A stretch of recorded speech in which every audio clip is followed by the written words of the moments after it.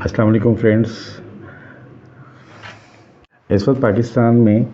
तकरीबन 200 state owned entities हैं, enterprises हैं जो कि गवर्नमेंट की ओन्ड हैं। गवर्नमेंट ने बहुत सारे इदारे बनाए हुए हैं, जिसमें जैसे पाकिस्तान इंटरनेशनल एयरलाइंस हैं, पाकिस्तान स्टील है, पाकिस्तान रेलवे है, पाकिस्तान पोस्ट है, PTCL है और बहुत सारे ऐसे इदारे हैं जो कि गवर्नमेंट ने इस्टेब्लिश किए हुए हैं। इस वक्त पाकिस्तान की IMF के साथ टॉक्स चल रही हैं और IMF की डिफरेंट कंडीशंस हैं जिनको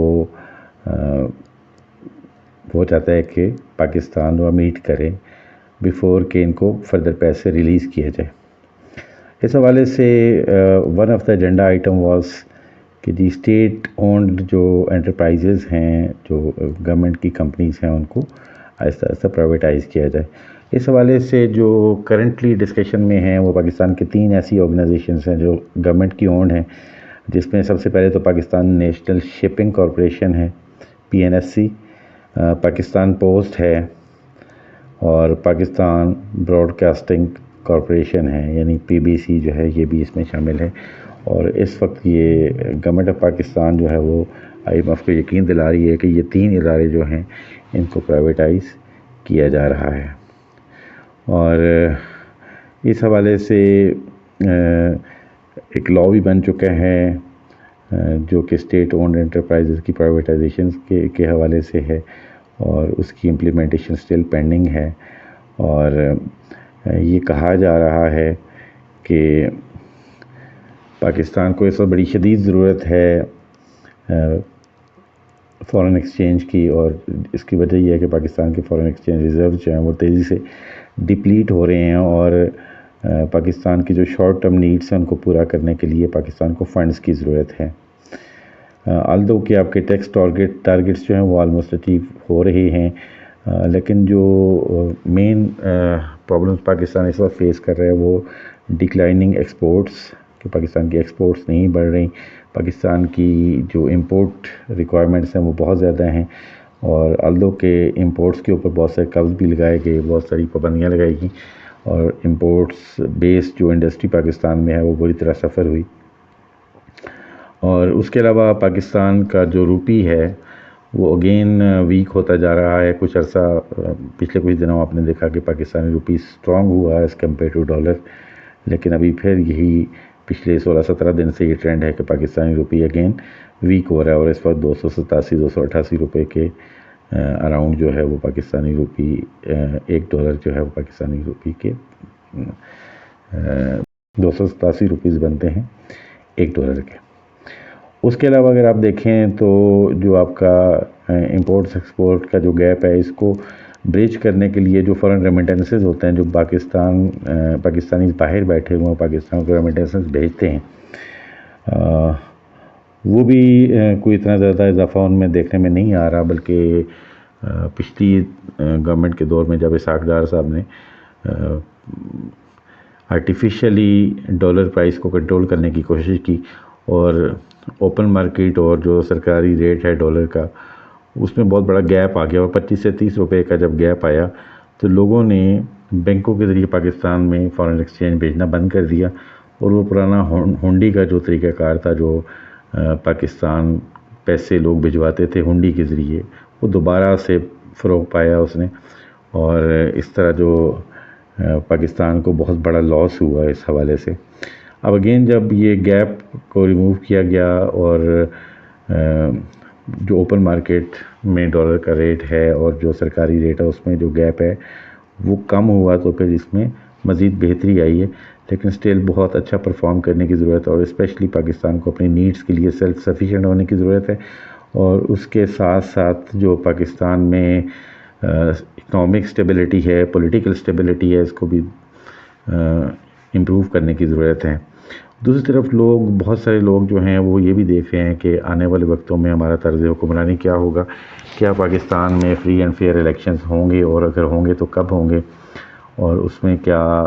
उसके नतीजे में जो गवर्नमेंट बनेगी क्या वो स्टेबल गवर्नमेंट बन पाएगी। ये सारे फैक्टर्स जो हैं ये कंट्रीब्यूट कर रहे हैं पाकिस्तान की इकनॉमिक स्टेबिलिटी के लिए।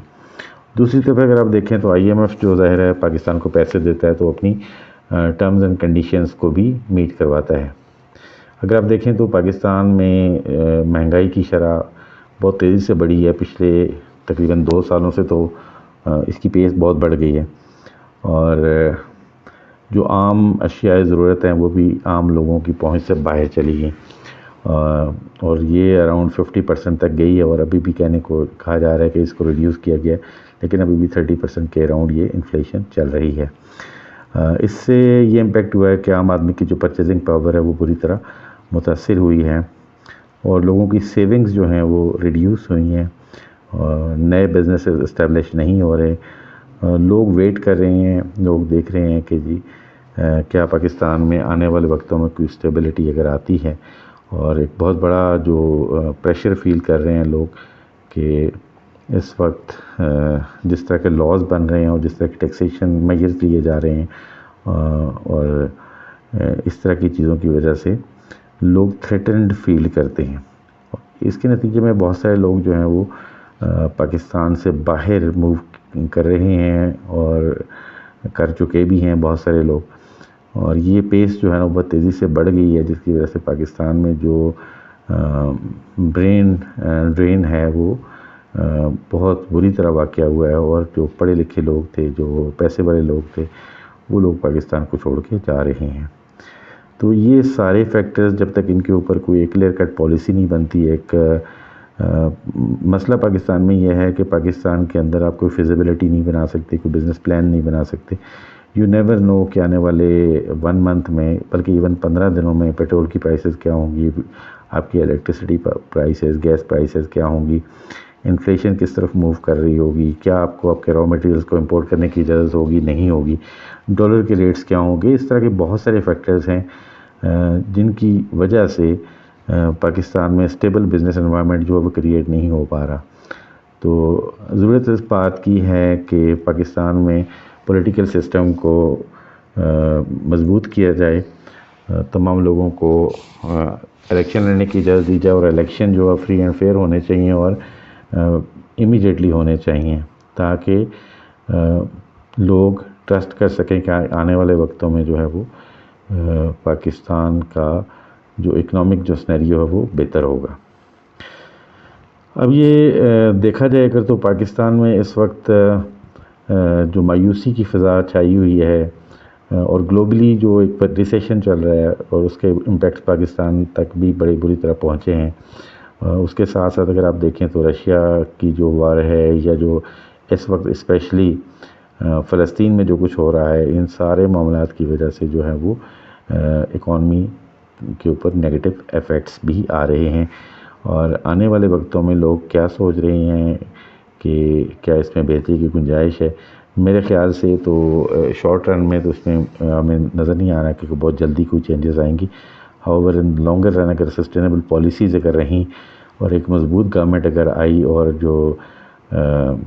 لوگوں کے فیئرز ہیں ان کو ایڈریس کیا گیا، تو آئی ہوپ کہ یہ چیزیں بہتری کی طرف جائیں گی. اس حوالے سے آپ کے کمنٹس کا انتظار ہے. حاضر ہوتے ہیں نئے ویڈیو کے ساتھ. اللہ حافظ.